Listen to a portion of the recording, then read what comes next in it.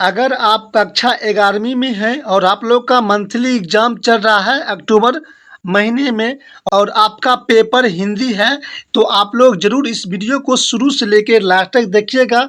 ये दोस्तों आप लोग का रियल प्रश्न है, ये आपका रियल क्वेश्चन है।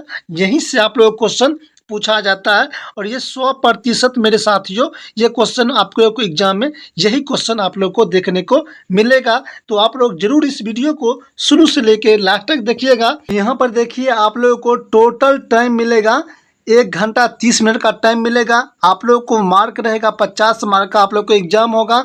ठीक है, तो चलिए क्वेश्चन को हम लोग अच्छे तरीका से समझते हैं। देखिए यहाँ पर देखिए आप लोग को 30 प्रश्न दिया रहेगा, जिसमें से आपको 25 प्रश्न का आंसर देना है। ठीक है, ये सब आप लोग को याद रखना है।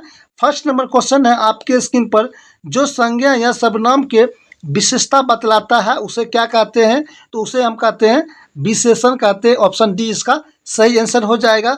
दूसरा है यह कोई नया काम नहीं है, किस सर्वनाम का उदाहरण है? ये हो जाएगा आपको निश्चयवाचक सर्वनाम। ऑप्शन नंबर बी इसका सही जवाब हो जाएगा। अगला प्रश्न है, शब्द जब किसी वाक्य में पिरो दिए जाते हैं तब कहलाते हैं, तो वो कहलाते हैं पद कहलाते हैं। ठीक है, अगला प्रश्न है, कंठ और तालु में जीभ के स्पर्श से बोले जाने वाला कहलाता है, तो उसे हम कहते हैं तालु कहते हैं। ऑप्शन नंबर बी सही हो जाएगा। 100 शब्द का उच्चारण स्थान है, तो क्या है? तो तालु है। ऑप्शन नंबर हो जाएगा इसका बी। अगला प्रश्न है, हिंदी में अनुनासिक वर्णों की संख्या कितना है? तो 5 है। ऑप्शन बी ऑप्शन ए इसका सही हो जाएगा। निम्न में कौन शुद्ध शब्द है? तो शुद्ध शब्द इसमें हो जाएगा ऑप्शन नंबर सी इसका सही आंसर हो जाएगा। प्रश्न है आपका 8 नंबर, निम्नलिखित चिन्हों में विस्मयादिक बोधक चिन्ह क्या है? तो ऑप्शन नंबर ए इसका सही आंसर हो जाएगा। नंबर है आपका, को के लिए किस कारक की विभक्ति है? तो ये हो जाएगा कर्म कारक की विभक्ति। ऑप्शन बी इसका सही आंसर हो जाएगा। 11वां नंबर प्रश्न है आपका, अंगूठा दिखाना मुहावरे का अर्थ है, तो ये हो जाएगा इसका समर्थन देना। ऑप्शन बी ऑप्शन सी इसका राइट आंसर है। 11वां प्रश्न है आपका, निम्न में कौन आम का पर्यायवाची शब्द है? तो आम का पर्यायवाची शब्द है रसाल है। ऑप्शन ए इसका सही आंसर होगा। कुटिल शब्द का विलोम शब्द है, तो कुटिल शब्द का विलोम शब्द होता है कपटी होता है। प्रार्थना शब्द का लिंग है, तो प्रार्थना शब्द का लिंग है स्त्रीलिंग है। ठीक है, अगला प्रश्न है, जो स्त्री के स्वभाव का है इस वाक्खंड के लिए एक शब्द है, तो हो जाएगा इसका 7 हो जाएगा। ऑप्शन नंबर ए इसका सही आंसर। 15 नंबर प्रश्न है, निम्न में कौन शुद्ध वाक्य है? तो शुद्ध वाक्य आपसे पूछ रहा है, तो ऑप्शन नंबर सी इसका राइट आंसर हो जाएगा। दोस्तों वीडियो पसंद आ रहा है तो वीडियो को लाइक करते चलिएगा और शेयर भी करते चलिएगा साथ साथ। अगला प्रश्न है आपका, हिंदी के महान कथाकार प्रेमचंद का मूल नाम है, तो मूल नाम उनसे पूछ रहा है, तो ऑप्शन नंबर सी इसका राइट आंसर हो जाएगा। 17 नंबर प्रश्न है आपका, निम्नलिखित में प्रेमचंद रचित उपन्यास है, तो उपन्यास है इसमें, तो इसका राइट आंसर हो जाएगा आपको जिंदगी नामा। ऑप्शन नंबर सी इसका सही आंसर हो जाएगा। महान कथाकार प्रेमचंद का जन्म कब हुआ? तो ये हो जाएगा इसका right answer. Option number C इसका राइट आंसर हो जाएगा। अगला प्रश्न है आपका, प्रेमचंद ने सरकारी नौकरी कब छोड़ी? तो पिता के मृत्यु के बाद। ऑप्शन नंबर ए इसका राइट आंसर हो जाएगा। उसके बाद 20वां नंबर प्रश्न है आपका, पूस की रात शीर्षक कहानी का प्रमुख पात्र हल्कू व्यवसाय के दृश्य में क्या था? तो ये एक किसान था। ऑप्शन नंबर ए इसका सही आंसर हो जाएगा।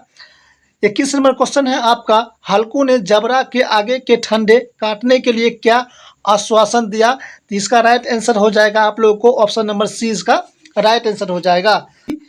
अगला प्रश्न है आप लोगों को, हल्कू कैसे जान सका कि रात अभी पहरे भर बाकी है?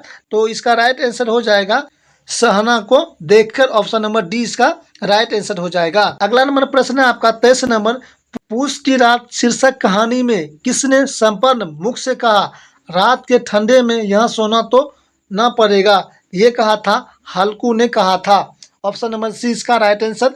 24 नंबर प्रश्न है आपका, विद्यापति किस राजा के आश्रय में रहते थे? तो बताइए विद्यापति किस राजा के आश्रय में रहते थे? तो इसका राइट आंसर हो जाएगा ऑप्शन नंबर बी। अगला प्रश्न है, विद्यापति किस काल के कवि थे? ये थे रीति थे भक्ति काल के कवि थे। अगला प्रश्न है आपका, पाठ्य पुस्तक में प्रस्तुत विद्यापति दोनों पद कहाँ से लिया गया है? तो विद्यापति कहाँ से लिया गया है? तो ऑप्शन नंबर बी इसका राइट आंसर हो जाएगा। अगला प्रश्न है आप लोगों का, विद्यापति के पद के अनुसार सपने में भी गोकुल के कौन नहीं आते थे? तो बलराम नहीं आते थे। अगला प्रश्न है आप लोगों का, विद्यापति के कमल पुष्प को नायिका ने किस अंग के उपमा की असमर्थ ठहराया? तो नेत्र को ठहराया था। ऑप्शन नंबर सी इसका राइट आंसर हो जाएगा। 29 नंबर प्रश्न है आपको, उद्धव कौन था? तो उद्धव एक का कौन था? उद्धव कौन था? तो उद्धव एक मिथिला नरेश था। क्या था? मिथिला नरेश था। 30 नंबर प्रश्न है आप लोगों को, विद्यापति के पद के मधुपुर शब्द किसके लिए आया है? तो ये आया था मथुरा के लिए आया था। क्या आया था?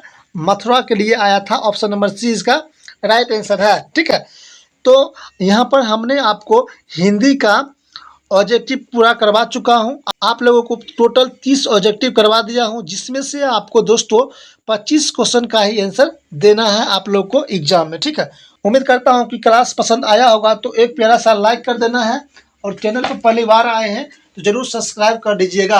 आप लोगों का अब इंग्लिश का वीडियो जल्दी आप लोगों को लोड होगा, उसको भी आप लोग देखिएगा और अपना प्यार दीजिएगा मेरे प्यारे दोस्तों। और चैनल को सब्सक्राइब कर लीजिएगा और बेल आइकन को ऑन कर लीजिएगा, ताकि मैं आपके लिए जो भी वीडियो बनाऊं आपके पास तुरंत पहुंच सके। और ये आपके एग्जाम में मेरे साथ जो 100% ये क्वेश्चन आने वाला है, तो जरूर आप लोग इस वीडियो को अपने दोस्तों में जरूर शेयर कीजिएगा। नमस्कार, जय हिंद, वंदे मातरम।